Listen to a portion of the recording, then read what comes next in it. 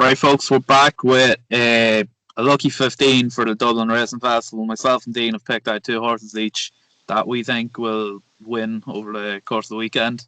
I'll start first anyway. My first one, Dean. I'm going for Gallard de Menil in the 105, the very first race of the Dublin Racing Festival. I have talked about this lad for quite some time now, and I think he's absolutely brilliant. He's running in the Donnelly colours. He beat Mr. Incredible by 10 lengths last time out. And obviously, Mr. Incredible's gone and won at Naas last time. Beat Glens of Antrim, not his own favourite. He steps up to 1 mile, or 2 mile 6, sorry, from 2 mile 4, so it shouldn't be too much of an issue. And probably, if he wins this, he'll go to the Ballymore, I'd say. And at 15 date there, he looks very good. Yeah, not a bad shout. We were sweet enough on him the last day there. After he won at Leopardstown, he should have a big chance. That's a pretty hot race, that. Willie Mullen sends the right team to it. But my first one is going to be Ballyshannon Rose on Sunday, and the 240, the Grade B race, has been a massive improver recently.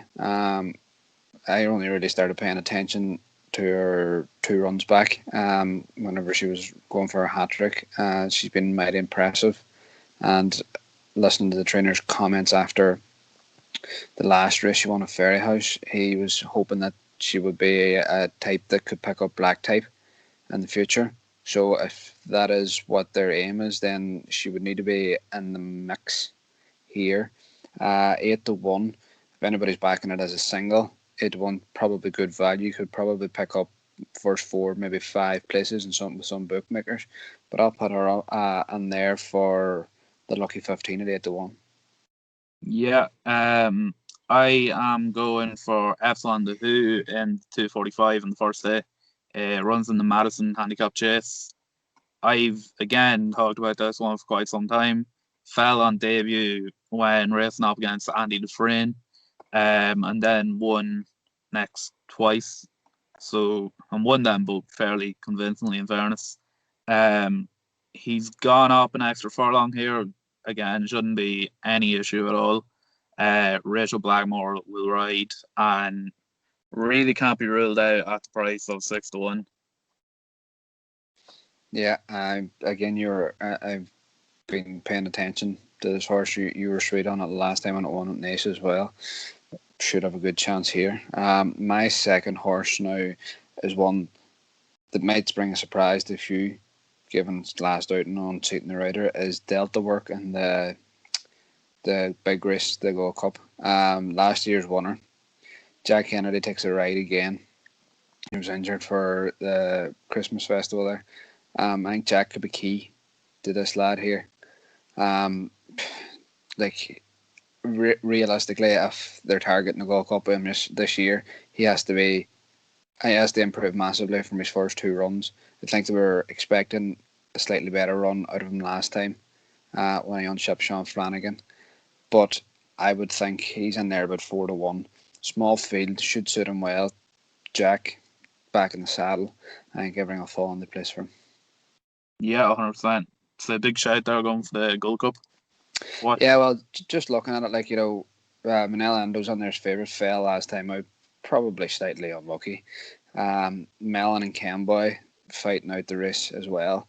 We know that they can handle the course and distance. I just think, past winner, maybe a wee bit of a freshen up and a resurge of form might bring him into play, and he's already been nibbled at. He was 6-1, he's back now to 4-1. But I just think it could be a good shout. Yeah, I know there's a hardcore fan base for Delta Work anyway. Yeah, there is. I wouldn't be one of his hardcore fans now, but I backed him for this race last year, and he done the business. Now I had a small bet on him then for the Gold Cup from that day, just for the sake of he won the Irish Gold Cup.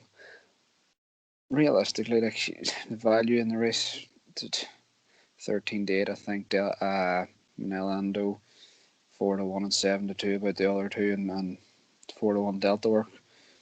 Past winner. 4-1, good value maybe. What do you think? Yeah, I'd definitely be taking Delta Work over or Mellon and Camboy anyway.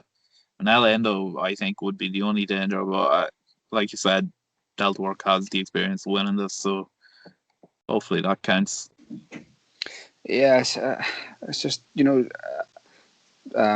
probably bounces back, but it's just after the fall last time too. You could, maybe have a doubt in your head. Will they be a wee bit questionable going over some of the fences? Yeah, and they mightn't want to try her too hard, I suppose, because they are probably fairly confident for the Cheltenham Gold Cup. I'd say they'll be confident he can pull up the champ and Albion Vote.